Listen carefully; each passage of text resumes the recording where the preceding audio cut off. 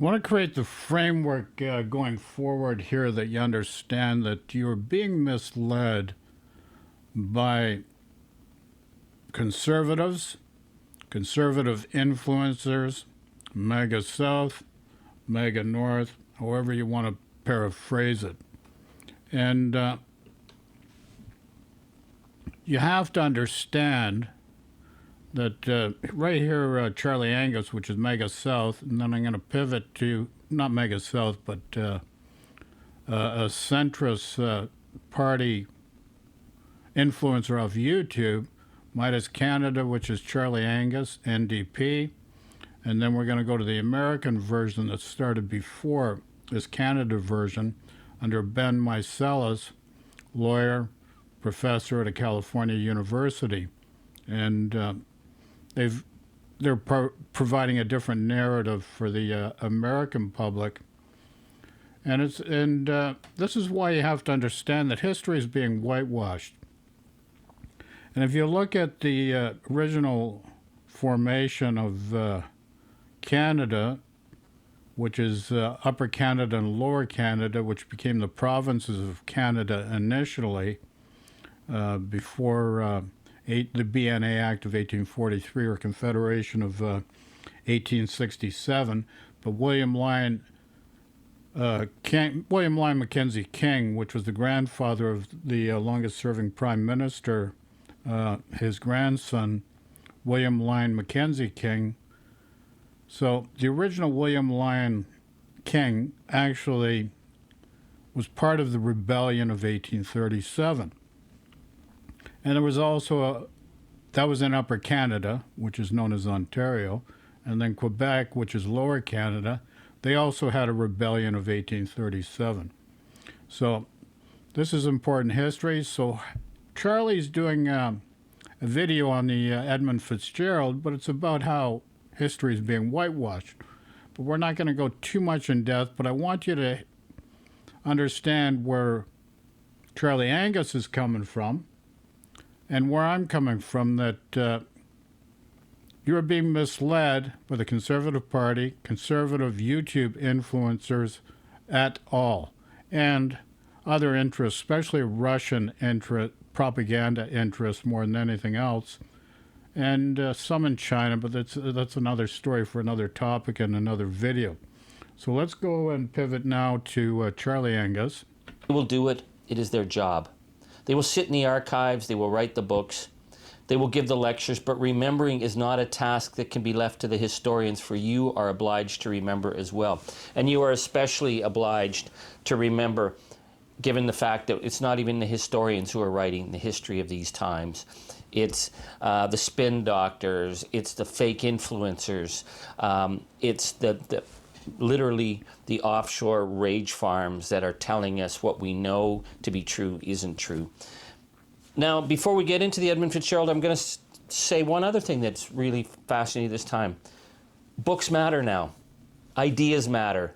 Memory matters. Stories matter. They matter more than ever. We saw this with Danielle Smith and her attack on books in Alberta, and people rose up. Once they knew that she was going after 1984, once they knew she was going after The Handmaid's Tale, and people stood up and said, no, we need to be sharing these stories. And I was just recently in a little bookstore in Northern Ontario, a place that sells used paperbacks and true crime books. And the bookstore owner, this is the bookstore Allison's in North Bay, stop in and say hi. She said that the number 1 and 2 books that she's selling are 1984 and Animal Farm, and she can't keep up. I was like, wow, that gives me hope. That gives me a lot of hope. So I want to get into this, and we'll just start talking about... Okay, we're going to now pivot. We're going to go to the American version. And why I'm going to the American version is because you need to see an American perspective of the progress Canada is making under the new Prime Minister, Mark Carney. And the point is that the Conservatives et al., under Pierre Poilievre, Andrew Scheer et al., which includes the YouTube conservative influencers. And this is why I'm doing this. So we're going to go right now to Mr. Ben Mycelis. Canada is furious, and if you haven't been paying attention this week, let me show you how they've been striking back. First, we learned that Canadian travel to the U.S. for the 10th straight month. More on that in a moment. Then we learned Canada is now opening a Greenland consulate as a show of force against Donald Trump's push to take over the island, the way Donald Trump trying to take over Canada. Power move by Canada there, opening up that consulate. You to see Canada expanding its trading relationships with China, more steps to expand its trading relationships with India. We have Canada rerouting lumber exports abroad right now and not to the U.S. You now also have some liquor companies like this company called Sourpuss that's moving back to Montreal. Doesn't get any better than that. Kind of like a Shakespearean Machiavellian play of sorts, playing in real time. Sourpuss liquor? Gotcha. 10-4. Montreal amid tariff uncertainty. Let me just break it down with a little more specifics, but those are the headlines right there. So first, in terms of Canadian travel to the U.S. declining for the 10th straight month, we see air travel from the country dropping last month by nearly 24% and car travel by more than 30% compared to the same time last year. This is the 10th consecutive month we've seen that decline. We have Canada opening up the Greenland consulate. Here's what we're learning there. They're opening up a consulate in Nuuk, the capital of Greenland, the world's largest island and autonomous dependent territory in the Kingdom of Denmark, that Donald Trump says that he wants to take over by force if necessary. Canada's foreign minister told CBC News that Canada's new diplomatic presence in Greenland is, quote, unprecedented in terms of expanding our Arctic footprint, and that Canada is playing its part as a significant Arctic country in a time where the geopolitical environment is volatile. Can you read between the lines of what that means? Especially as we reported before about Canada's new defense and economic pact with the EU. I think you understand that statement means Trump's trade war is pushing Canada closer to China. We've reported on that before. Of course, they met on the sidelines in the ASEAN and in South Korea, and they're actually now actualizing some of those they're bringing concrete steps to those discussions that existed there. And one of the questions is are you going to have these electric vehicles from China start to pour into Canada, and how is that going to impact the U.S. automobile industry? Canada moving to rebuild its trade ties with India after years of tension. Canadian International Trade Minister told Reuters on Thursday that they've had very productive meetings with India's Commerce Minister. Very well. And then here's one of the things that I just find funny with all of this. Wayne Gretzky, who's, as Canadians will know, he was very much a Trumper and seemed to almost be not proud of being. It doesn't get any better than that. We have a cast of characters that include the great one. Say it ain't so, Joe. Say it ain't so. It certainly is. Being a Canadian is, in my opinion, he's now saying, look, everybody, I'm Canadian again. I'm Canadian. Look at me. I've always been Canadian. I want to bring in Charlie Angus to break this all down, leader of Midas Canada, leader of the Midas Canada Resistance Tour as well. Charlie, it's so great to see, also former member of Parliament. Can't forget that, Charlie. So great to see him. You know, we're seeing so much all at once right now, kind of culminating in this expression of Canada in a future without the United States. Can you break down, think about all those things that happened just this week? Well, yeah, this is an extraordinary week for where Canada is shifting in terms of pushing back against MAGA, which is falling more and more into chaos. The tourism numbers. Every article I've read on the tourism thing talks about Canada's uncertainty with the tariff wars. No, Canadians hate Donald Trump's guts. That's what you talk to any Canadian in any coffee shop across the country, they hate his guts. They see not going to the United States as an act of patriotism. It has nothing to do with, well, the dollar exchange. And this is something that I think the U.S.